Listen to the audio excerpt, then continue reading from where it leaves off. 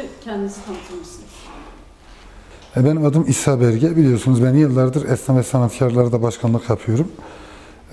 Bakkallar, önce Kantinciler Derneği, daha sonra Bakkallar Bayiler Odası Başkanlığı, akabinde Esnaf Sanatkarlar Odaları Birliği 2. dönem olmak üzere ve şu anda hali hazırda devam eden bir başkanlığım. Esnaf Kefalet Kredi Kooperatifi Başkanlığı'nı yürütmekteyim. Vanlıyım. Yıllardır bu şehrimizde esnafımıza, sanatkarımıza, iş dünyasına hizmet ediyoruz. Allah nasip ederse bundan sonraki süreçlerde de aynı bakış açısıyla kentimize belediyecilik anlamda hizmet olmayı düşünüyoruz inşallah. İsa Bey, neden aday oldunuz? Şimdi tabii ki bu aslında çok geniş bir soru. Onu ben size söyleyeyim. Şehrin kronikleşmiş birçok sorunu var. Dolayısıyla bugüne kadar esnafım, sanatkarım, iş dünyasındaki arkadaşlarım yerelde sıkıntı ya da sorun duyduklarına bana gelirler. İşte belediyede imarla ilgili, altyapıyla ilgili, ulaşımla ilgili, ne bileyim şehrin işte spesifik kendi içindeki olan konularla ilgili genel anlamda hep bana gelir. Başkanım buyurun bizim bu işimizle ilgili yardımcı olun, öne olun derler. Ben de bu sorunlar, biriken sorunları bu vesileyle görme şansım oldu, tartışma şansım oldu. Kendimi mesul hissettim. Bu şehrin sahipleri bizleriz. Kendimize sahip çıkmalıyız. Bu anlamda ben aday oldum. Şimdi projelerimizden önce biraz kentin sorunlarını konuşalım. Biliyorsunuz kentte çok ciddi bir imar sorunu var. Doğru. 8. madde var. Aynı zamanda Büyükşehir dahil olmak üzere neredeyse 14 belediyenin de taşınmazları satıldı. Bunlar belediyeler için biliyorsunuz ciddi bir ekonomik kapıydı. Siz seçilmeniz durumda bununla ilgili ne yapacaksınız? Aynı zamanda VASKİ diye bir problemi var bu kentin. İcraya verilen çok fazla 13.000 abone var. O zaman şöyle yapalım. Aşama aşama cevap vereyim. Satılan ne satılmış, ne satılmamış taşınmazları ben onu bilmiyorum. Çünkü benim işim yıllardır esnaf ve sanatkar camiasında esnafıma, sanatkarıma hizmet etmek. Bu anlamda hani ne satıldı, ne satılmadı onu bilmiyorum. Yalnız ben belediye başkanı olursam Allah'ın izni kuvvetiyle ben halkımız noktasında, milletimiz noktasında taşınmazları hızlı bir şekilde kamu kurum kuruluşlarımızın hızlı bir şekilde halka erişim konusunda nasıl hizmete dayalı bir entegre tesisleri kurarak ben öyle bir çalışma içerisine gideceğim. Satmak değil de belediyemize nasıl mülk alabiliriz? Öyle bir düşünce içerisindeyim, bunu yapacağız. Ne satıldı, ne satılmadı, o öncekilerin sorunu onu bilmiyorum. Onun dışında VASKİ dediniz. VASKİ gittiğimiz birçok yerde halkımız bununla ilgili söylüyor. Çok ciddi sıkıntı var. Yani su parası, elektrik parasını geçti diyenler var ki ben de aynı zamanda bir vatandaş olarak ben de para ödüyorum. Aynı sıkıntıyı görüyorum. Yani VASKİ'nin bu anlamda bir an önce bir çalışma yapması lazım. VASKİ biliyorsunuz Büyükşehir bünyesinde olan bir kurum. Tabii bunu Büyükşehir'in muhtemelen bununla ilgili bir çalışması vardır. Çünkü gittiğimiz her yerde, her noktada suyla ilgili inanılmaz bir fiyatla ilgili sıkıntı var. Bu talep var halkımızdan. Biz de bunu işte bu 31 Mart seçimlerinden sonra inşallah belediyemiz noktasına ön ayak olarak elimizden geleni yapmaya çalışacağız inşallah. Tabii bir 18. madde ve daha sonra imara geleceğim. Çünkü imar çok geniş bir konu. 18. madde uygulaması maalesef şehri çok zor durumda bırakmış bir madde. Yani Ahmet Ali'ye ortak olmuş, Ali Veli'ye ortak olmuş. Sizin 500 metrekare arsanız bu mahallede ise 500 başka mahallede şimdi başka bir sokağa köşeye atılmış 3-5 insan ortak olmuş. Ya öyle bir zamandayız ki kardeşlerin bile bir arada geçinmesi çok zor iken yani siz arsayı paramparça edip 15 kişi 5 kişi birine ortak ederek yani bir yün yumağına dönüşmüş 18. madde. Bununla ilgili nasip olur inşallah belediyemiz noktasına 31 Mart'tan sonra göreve gelirsek biz lokal çalışmalar yapacağız. Arkadaşlarımızın, halkımızın talebini alacağız. Bununla ilgili Büyükşehirimizle beraber Çevre Şehircilik Bakanlığı'nda bununla ilgili bunu 18. maddenin iptal edilme durumu var mı yok mu? Yasal olarak bir engel var mı? Kanuni bir engel var mı? Onunla uğraşacağız. Önce iptal etmeyle uğraşacağız eğer başarabilirsek. Yok onu başaramadıksa lokal olarak imar kaynaklı. O zaman şimdi bak 18. maddenin aslında çözülmesindeki en büyük alternatif eğer ki iptal edilme durumu olmazsa imarla bunu çözmemiz lazım. Başka çaremiz yok. İmar nasıl olur? Ben size onu anlatayım. Şehirde herkes istihdam bahsediyor. İstihdam Genç nüfus biliyorsunuz Van ortalama 20,3'tü bir yıl öncesine kadar, şu an bilmiyorum istatistik tam olarak. Genç nüfusumuz çok fazla. Çok göç alan bir şehiriz. Ve belli noktada göç veren bir şehir olduk aynı durumda. İstihdamın önündeki en büyük engellerden biri de yine imardır. Bakın şehrimiz 3-4 ana arterden oluşuyor. 2 Nisan Caddesi, Maraş Caddesi, Sıkya Caddesi, bir de Mecburiyet Caddemiz, Cumhuriyet Caddesi. Başka bir caddemiz yok. Var mı işte Tuğba Hanım? Sizin bildiğiniz var mı? Benim bildiğim, aklıma gelen bu. 4 caddemiz var. 4 caddeyle siz büyük bir kenti döndürmeye çalışıyorsunuz. Bu olanaksız. Yani bir 3-4 yıl sonra artık bu şehir içinden çıkılmaz bir hal alacak. Şimdi bile çarşıya indiğinizde, merkeze indiğinizde arabanızı park edecek bir alan bulamıyorsunuz. Yolun zaten bir kısmını parkomat işletiyor. Diğer kısmını da maalesef insanlar arabasını bir tabura bırakıyor, dükkanına gidiyor eşyasını bırakmak için. Şehrimizin artık prestij caddelerine ihtiyacı var. Şehrimizin bu anlamda imarını açmak zorundayız. Bakın şu an 2 Nisan Caddesi tarafında 9, 10, 11 katlı binalar görüyorsunuz. Ali Paşa tarafı dediğimiz Sıkya Caddesi'nin diğer kısmı hakeza öyle. Ya 2 Nisan dediğimiz kısım kumluktur ya. 5 metre, 10 metrede kum çıkıyor, su çıkıyor. Siz 2 Nisan'a 10 kat vermişsiniz. Burada Serhat Mahallemiz, Şerefiye, Yalımerez, Karşıyaka, Esenler, Gündoğdu, Şuşanıs dediğimiz Kevenli köyümüzün alt kısmı, Onası 7 kilisenin alt kısmı. Buralara 14 kat ve üstü çok rahat verilebilir. Çünkü zemin uygun. Özellikle bizim şu saydığımız mahallelerimiz, özellikle bu Bostaniçi ve Erekdağ'ımıza, Yamaca yakın mahallelerimiz, burası taşlık, zemin uygun. Yani buraya siz 2 Nisan'a kumluk olan yere 10 kat, 11 kat ruhsat verebiliyorsunuz da buraya için 14-15 kat vermiyorsunuz. Allah nasip ederse biz göreve başlar başlamaz hızlı bir şekilde imar ile ilgili şehrimizi çıkarmak zorundayız.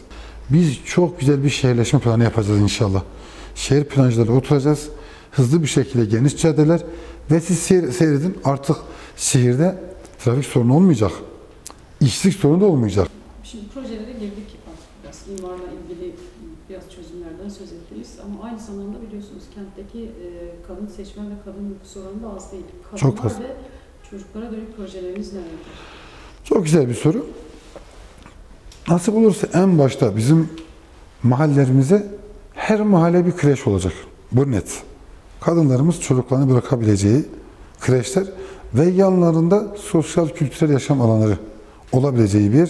Kadınlarımızın mahallede dinlenebileceği, çayını içebileceği, çocuğunu rahat bekleyebileceği, aynı zamanda çocuklarla ilgili sportif alanlar, parklar içerisinde spor yapabilecekleri, spor kompleksleri A'dan Z'ye olacak.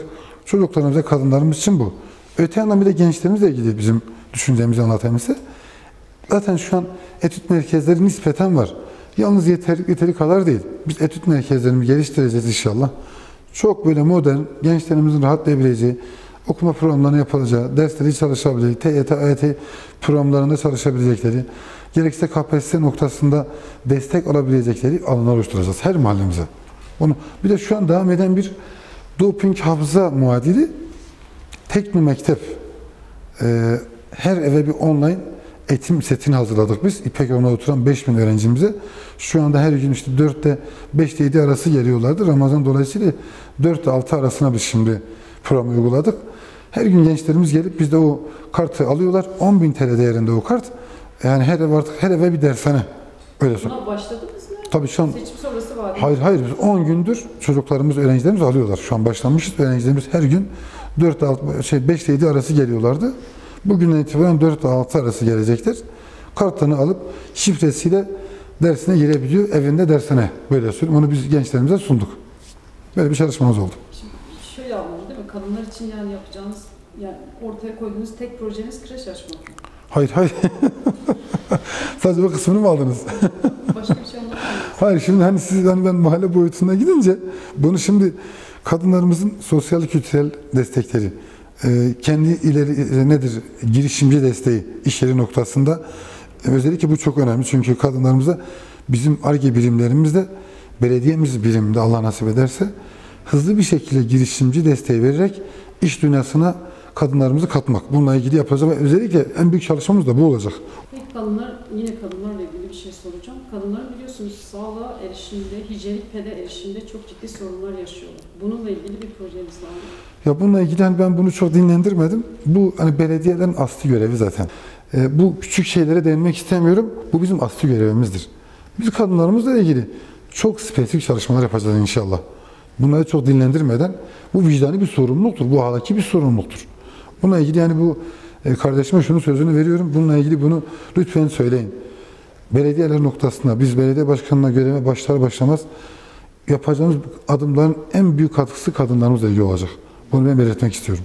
Biliyorsunuz bir süredir ben aslında aday olduğumuz partinin milletvekili de bunu dillendirdi. Orhan Miroğlu. Kayyum ataması değil de ikinci gelen partiyi belediye başkanlığına getirme gibi bir durumdan söz ediliyor. Bir süredir de konuşuluyor. Seçimden sonra siz eğer seçimi kazanamazsanız ikinci parti olursanız ve kayyum olarak atanma teklifini kabul eder misiniz? Şimdi bakın ben öncelikle şunu belirteyim.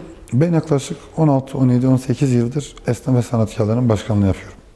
Ben Esnaf Sanatkarlar Odaları Birliği'nden istifa ettim. Geldim. Ben bugüne kadar hamdolsun Allah'a %99 girdim, her seçimi kazandım. Ve İpek Yolu noktasında da esnaf, sanatkar, tüccar ve halkımızın bununla ilgili bize çok büyük teveccühü var. Ben bu noktada istişare ederek adaylığa girdim, öyle kabul ettim, onu öyle söyleyeyim. Bu noktada bunu bilin, İpek Yolu Belediye Başkanı 31 Mart'ta sizin kardeşiniz. Onun için ne böyle bir şey gerek kalacak, ne böyle bir konuşmaya gerek kalacak. 31 Mart'ta biz belediyemizi, kentimizi, esnafımızla, sanatkarımızla, tüccarımızla, halkımızla buluşturacağız. Kentimizi birlikte yöneteceğiz.